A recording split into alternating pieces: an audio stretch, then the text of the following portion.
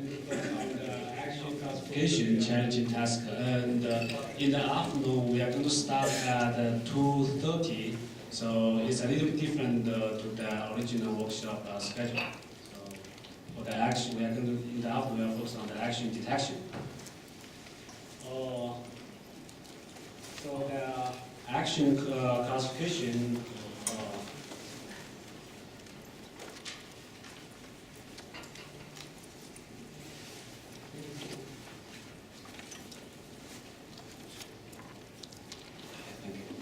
So the action task, classification task is that given a video, we try to assign a label to the task videos. And this year we treat this problem as a multiple class classification problem. And the goal is we try to recognize the large number of action classes from the videos in the wide. So this kind of videos is supposed to be very unconstrained with videos with various of background, viewpoint, and the camera motions, something like that. So this year, as we mentioned earlier, we use UCF101 action data set as a benchmark. So this set has 101 action classes, and we closely group them to 5 categories, which have like a human object interactions, and also have this pure human body motions, like this walking with a dog, and playing instrument. This also can be a subset of the human object interaction, but we have a separate group for them. And then is the human-to-human interaction. For the actions have more than 2 persons involved. And the major action classes is from the single person sports actions. And in the evaluation, this set we have like over like 30,000 video clips, and in each class there are 25 groups with 4 to 7 video clips. In each group, actually the videos may share some like similar background or the actors. And all the videos have the same frame rate of 25, and also video resolution of 220 to 240. And the total time duration for the dataset is 1,600 minutes.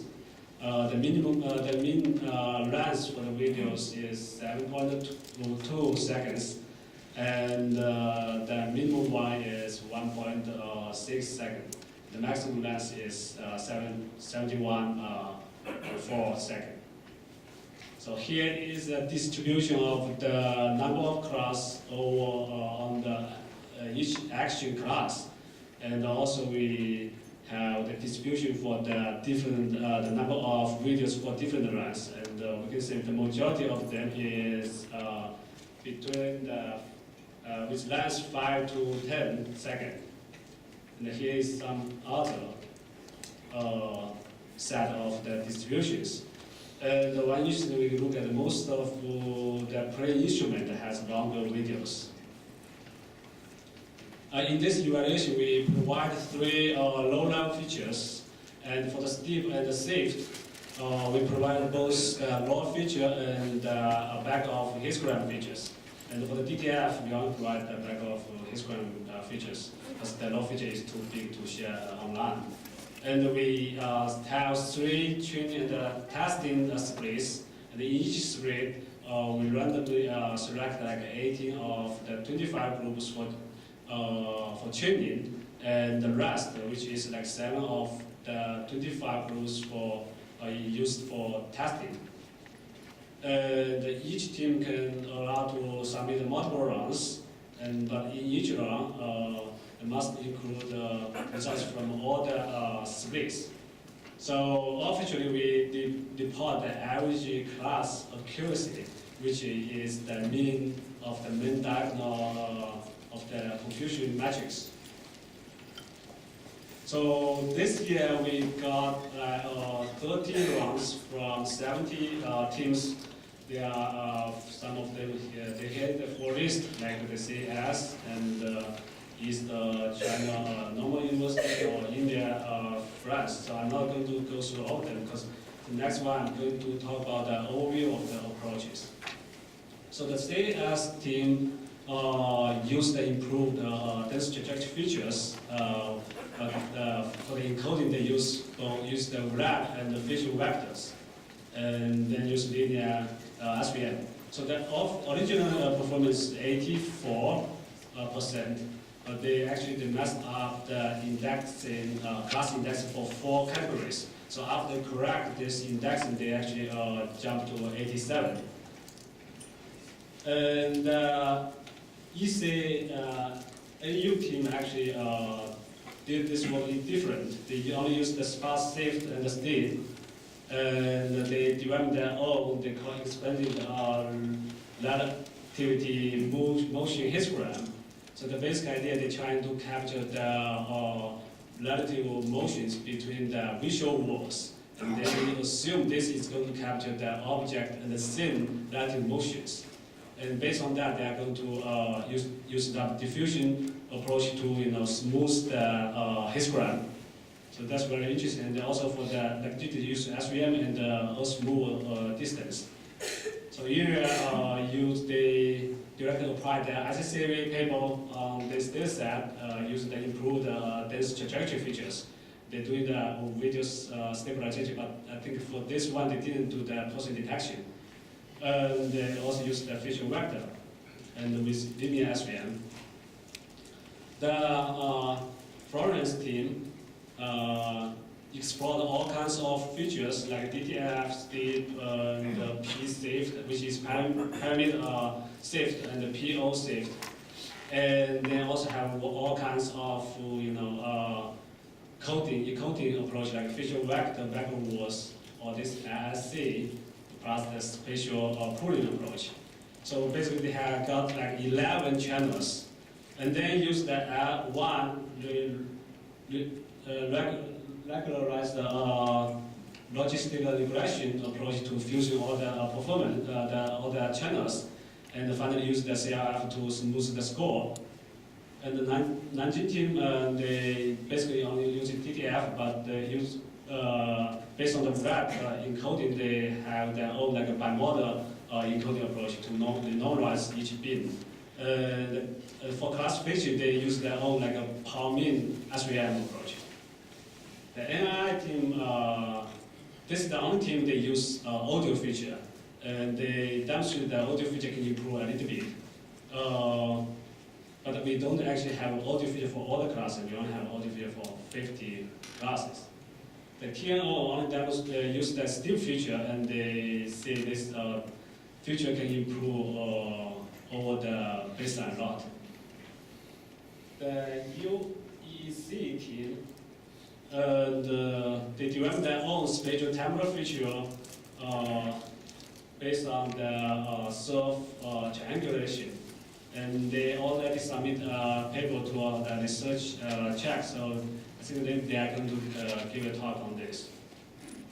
The UNITN team explored all kinds of 3D features like 3D HOG, 3D HOF, and HOG Carl, and HOF Carl.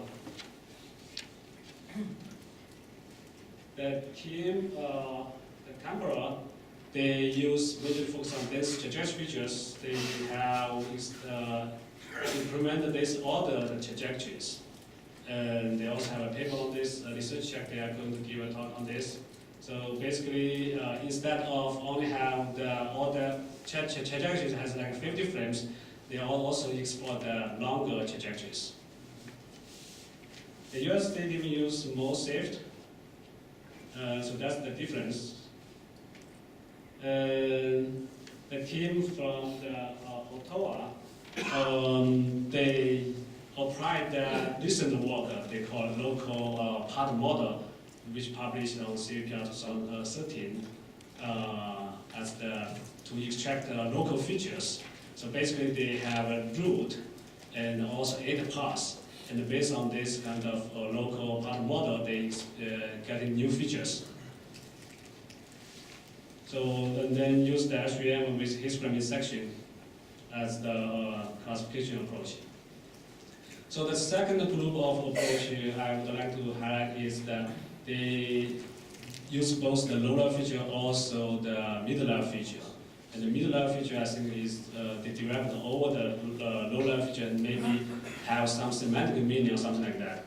So like say the first team, like UCSD team, they developed this like Acton, and they have a paper in this ICCV conference. And basically they have two layers, and the first layer is the low level feature, and the second layer is the Acton. And the Acton actually they random sample some like volumes and put a feature on this volume, then use multiple instance learning to discover the actors for each action classes.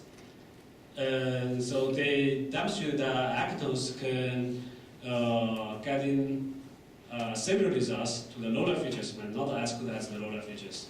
But the combination actually can improve a lot. So the next one is the team Buffalo. I think just give a talk on this. And they use the action bank features and also plus some dense trajectory low-level features. The team from UNAR, they basically use the deep dense trajectory features and use this online matrix factorization. So they claim this approach can project the low-level features to the semantic space, and then use the semantic feature to do the recognition. So they use the team from UCF machine tables group. They use the based on the low-level features, the dense trajectory feature. They propose an approach to discover this discriminative sub-bridges, and then they are also combined with the back of words low-level feature and the feature vectors, and but in the classification, they didn't use SVM, they used the two-layer neural network with job out approach. So they get very good results. And the last one is the team from UMD. I think this is the only team they didn't use directly use lower features. Everything is performed on the mid-level features. They use the so-called label consistent KSVT, which is kind of sparse coding to discover the discriminative vocabulary and do the recognition of this semantic vocabulary. So overall, the observation is, I think most teams use the low-level feature, most teams use the dense trajectory feature or the improve the dense trajectory, which give very good performance. But we also see some groups, teams also explore some new features, which also give very reasonable results. So for the middle-level feature, I think so far it's not performed as good as the low-level feature, but most of the approach is newly developed, and some teams actually demonstrate that the middle-level feature can perform very close to the low-level feature. So for the coding in this pooling, most teams use the backwards feature vector or via RAD coding, and with spatial pooling and region pooling. In the classification, either use the nonlinear or linear SVM. And but this in this case we also see some new techniques like they improve the dense trajectory features and actors, and also the local part model. And we also have to get some submission to the research check. They explore new approaches. So here is the rank. I think I already give the results. And so as I mentioned, there is some messed up for the team from CAS, and also the team from University of Ottawa. They actually put this to the research chunk, so we didn't get a chance to evaluate their performance, but their performance is also good.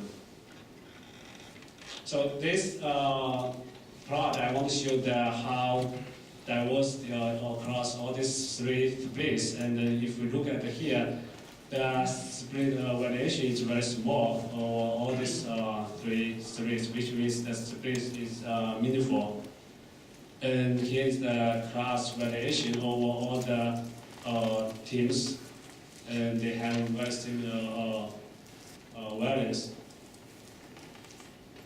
Another interesting statistic I want to show over here is the number of class won by each team. So that's we only look at the top one. So this is not exactly very similar to the previous one. And we can look at here is like say even that we use the original results and the CS team they actually achieve the most classes as the top, and then followed by this Florence and Nanjing. And then if we look at the top 5 class, and then the rank is kind of different. The CS is still the same, and the union again to the second one. So here this one is very consistent to the average accuracy. But I think we can look at this approach. There must be some like interesting insight over here between the different approaches, which the approach is very diverse. So the next one I'm going to show is the video level difficulty. This is also very interesting observation. So we define the difficulty value as the number of methods which feed on this video divided by the total number of submitted methods. So the value for the difficulty is between 0 and 1, and 1 indicates the most difficult ones, which means like no approach actually recognize the video. And here is the histogram, and the right side is very difficult. Has most difficult, and this one is easier. And then the y-axis is the total number of videos corresponding to the different difficulty scale. And we can see actually almost 65% of the videos are correctly classified by the majority of the submissions. So here is another view to look at this one. We actually get the video level difficulty over the class level, and we rank them. And the right side is all these classes. They are very difficult. And here is some. This is the 15 classes. They are very difficult, and we can see over here the hammering and the handstand. Walking or mopping floor, haircut. I think all these actions they have very diverse, like it's a background or different viewpoint, and also the content is very diverse. So that's why it's very difficult. And another one I want to share with you is I want to show some videos which never recognized by any teams. So that here is the first row is the 4 videos. And I select from all the results, and this is never recognized by anything. So this is the mopping floor, and the next one, this one is the one recognized by some teams. Basically, they are from the same group, I think from the same video, but they have different clip. But this one is recognized. So the difference is only the motion. And we also have this one, this rope climbing is never recognized by any approach. But this video is recognized by all the approach. So visually it's very difficult to say, but I think the resolution also makes a difference, and the viewpoint make a difference. So in this one, the person, I think very small, yeah, the scale maybe so far not many approach consider about the scale from the scale problem, because most of them use as local features. So that's the problem. And the first example, they are just above the same plane, reverse. Yeah, this is Iraq, and this has swing so the motion is, I think it also depends, so which also means the most approach is not very generalized. And so this one, we also can look at this one. This is shot put. And this shot is very professional, is recognized by all the approach. But this one is not professional, so motion is not very obvious, so that's very difficult. I think we can, I mean, looking at these results, it's good for us to debug our approaches and in the community, and also we can focus on the hard exams in the future. So for this one, actually the PISA, so they have also motion, but the motion is focused on the PISA, not focused on the human body. But look at most of them actually have the entire human motion. So that's why, I mean, that's very interesting. Yes. And another one here, the last statistical information I want to share with you is that since in the beginning I mentioned we group these actions to 5 categories, and we show the results for the average accuracy for each of the groups using the based on the submission, all the submissions. And then we can see that actually human object interaction, the body motion only, and the human to human interactions is more challenging as compared to the playing music instruments and the sports. So in summary, so I think the low-level features is works better than the middle-level features. The low-level feature is like a feature vector and the spatial temporal print. But I think the middle level is catch up, is getting like a close performance to the lower feature. And I think in the future, the evaluation, I think we expect to have more submission to explore the middle level feature. I think that is more useful for maybe for the like X-short learning. And this year we also provide the class level attributes, but I think people haven't figured out how to use it, so hopefully next year people can catch up this one. And we also need more submissions to use a novel approach. This is a novel approach. For future evaluation, if we want to make this task more challenging, I think we can focus on the X-short learning, like 1-shot learning and 0-shot learning. That's any question?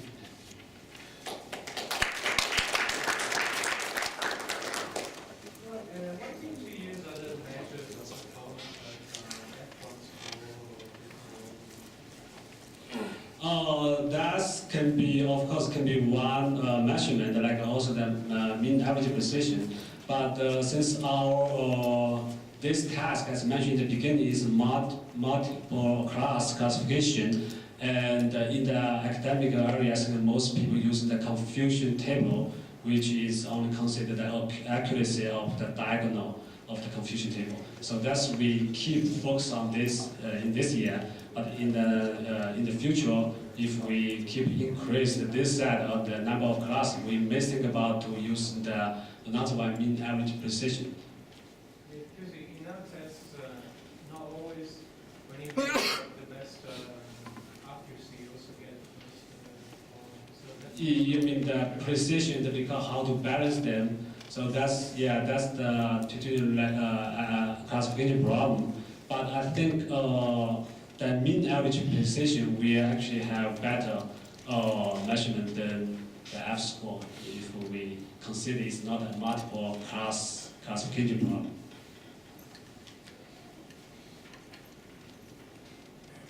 Okay, so if correctly introduce the annotation of the attributes for use.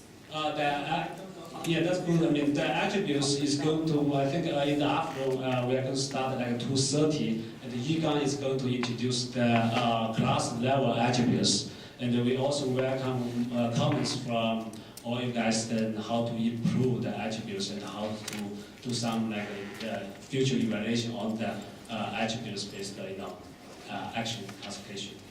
Yeah, so I think from our point of view, it's attributes and localization detection. Those are the two main view directions which this workshop needs to push in the next few years. And as you saw the recognition, I think it's pretty good improvement. Maybe it's working well. So, but it's all global methods, golden features and so on. But the localization where that is coming and then use of the attributes which may help you and really explaining the detection and so on. Those are very interesting topics for future.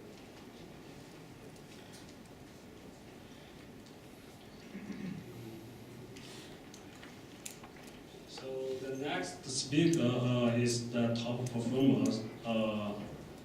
Is talking about the L1 regularized logistic regression, stacking, and the CIF smoothing for the action recognition. This talk is given by Swivel. Thank you. Okay.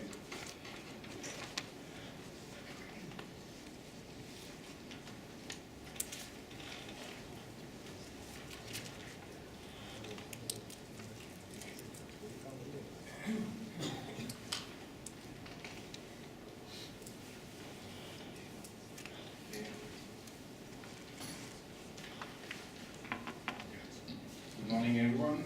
I'm Seba Kahan from the MIC, Media Integration and Communication Center of the University of Florence. I will be presenting this work connected with Lorenzo Seginardi and the Wagner and under the supervision of Professor Alberto Del Bimbo. So how did we address this challenge? We wanted first to establish a working Bad-Buffer pipeline with hard-defined features given by the organizers, and try to build on top of this their pipeline, analyzing the limitation of this pipeline, one of them being the loss due to the hard assignment, and secondly, also try to play with some late fusion schemes that I will detail. So not that we did not use the attributes or any external data. So how did we implement our baseline? We use the late fusion scheme where we learn one versus all ASM classifier on the hard assigned features using histogram intersection kernel. We learn one classifier per class and per feature, and we just sum the output of the expert of each feature and each class and select the class of the argmax of this. So this performance is already rather respectable with 74.6% accuracy. So limitations we found in this baseline was mostly due to the hard assigned features. So we will try to better encode these same features, and also the lack of contextual features. So we will try to motivate this in the next slides. So we re-extracted the dense trajectories. So this is still feasible in on a rather modest cluster of 20 CPUs in just a little bit more than 1 day.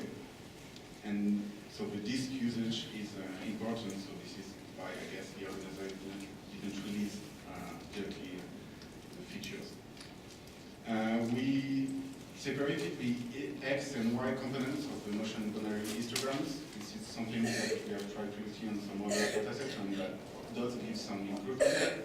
But we also kept the conventionalized version of the feature, and we re-extracted the histogram of gradient and the trajectories. So as several other submissions, we use Fisher encoding on these features with 256 Gaussians. So now we have a better encoding of trajectory features. So what other features could be interesting to add?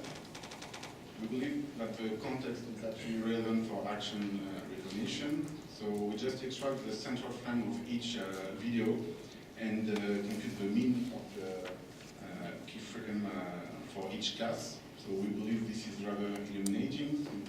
I guess many of you could guess some actions from this mean. So on the right, for example, you have any guess the action? No? Soccer, exactly. So the second from the right with a white background. Ski ice dancing, exactly, and then maybe a bit more difficult for the other two, but the playing cello and basketball also can be illuminating. So the idea is that it's not a bias of the data set, but actually that humans tend to frame when they capture this type of actions, tend to frame the action rather similarly, and there is some context for some action. You cannot ice dance in a soccer field or this type of things. So how do we represent this context? We computed some dense sample pyramidal sieve. So this is the upcoming panel from our team. The idea of pyramidal sieve is to have several polling regions that are of increasing finer grain. So the first polling region is just a 2x2 polling region, and then we have also 4x4 and 6x6. And in each level, for each level, we learn on specific dictionary. We apply some spatial pyramid on this and encoded this feature with locality constraint. And so now we have this new pipeline where we just add the Fisher-coded versions of the trajectories, keeping also the hard-assigned features, and two contextual features that are the pyramid sift and pyramid open sift, encoded with LLC.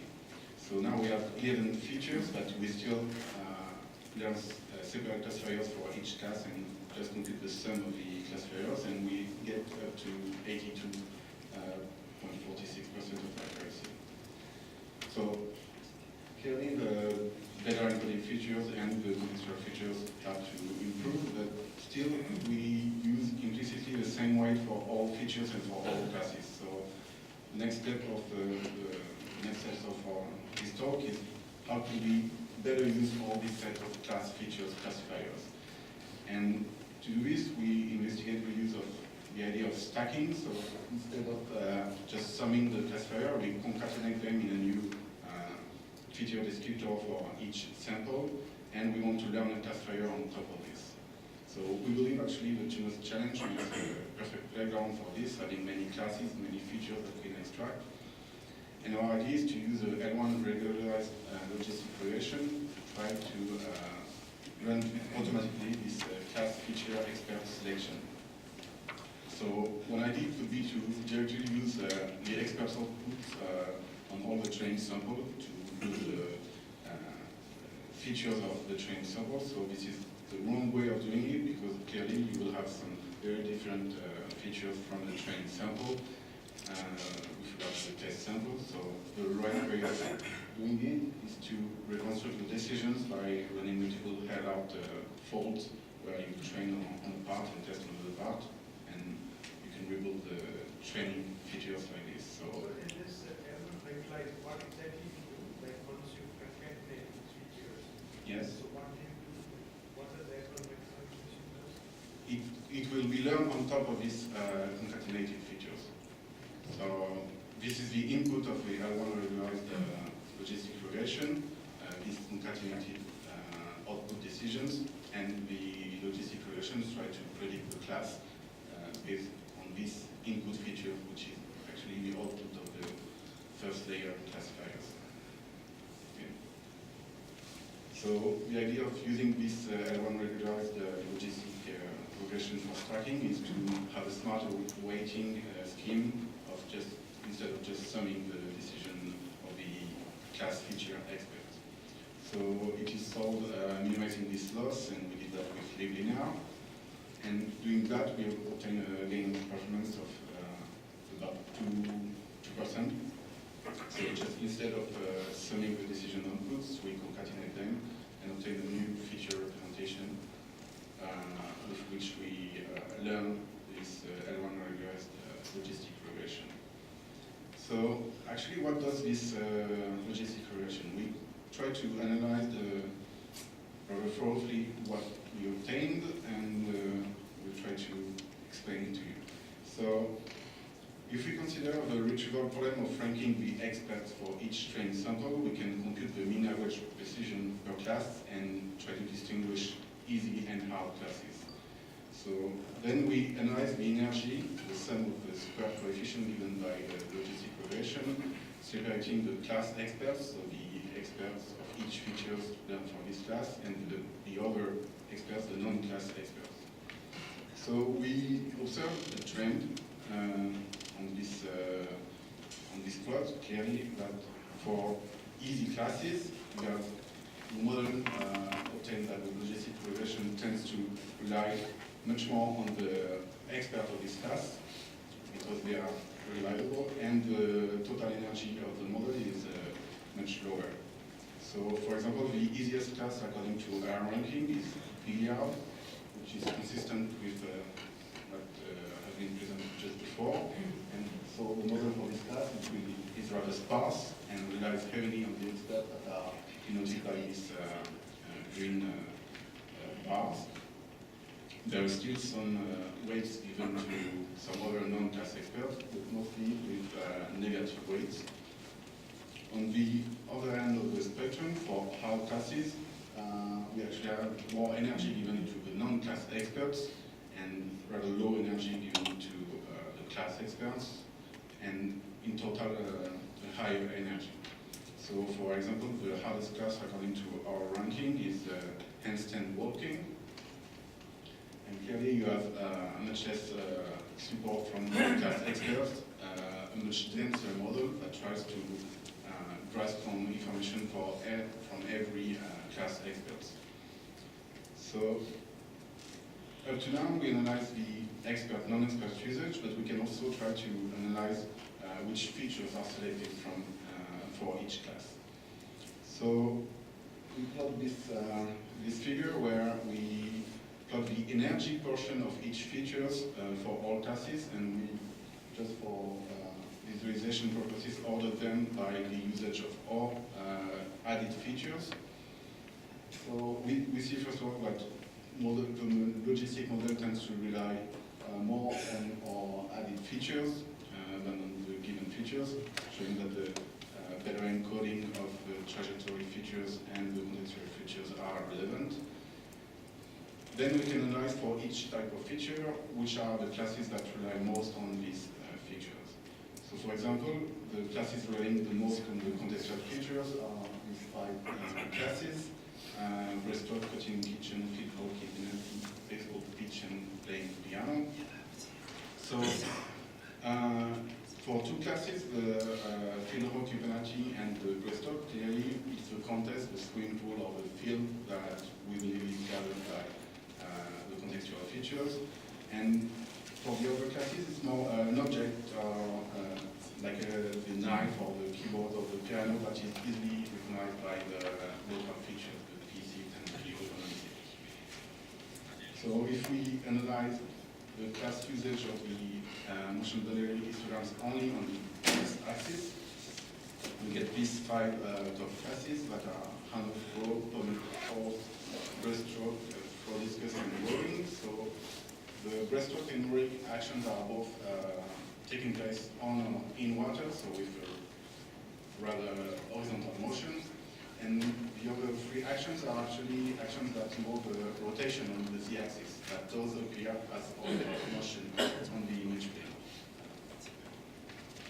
If we analyze now the classes that rely the most on the motion delivery histogram only on the y-axis, it's these actions: juggling, pole vault, high jump, body weight squats, and bench press, that are indeed actions that involve lateral motion. So the logistic relation is